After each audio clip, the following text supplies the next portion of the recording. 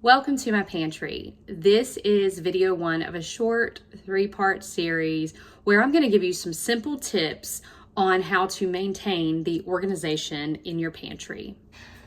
So this is good timing because yesterday my son just came home from his first year as a freshman at college, and he brought me this wonderful basket of snacks that he had left over. And actually, I think most of them came off of a friend who was just going to throw them away. And he said, no, I'll take them like any teenage boy would.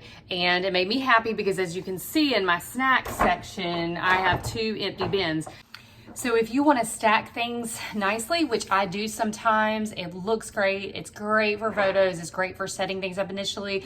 But I have found with my family what is maintainable is whenever I allow everybody to just, we call it the dump method. So anything that's a bar snack, I'm just gonna dump into this bin so that all the bars are together, and maybe they're not in stacks neatly or organized like that, or they wouldn't look pretty for a picture. If I was gonna take a picture, I actually would stack them and organize them.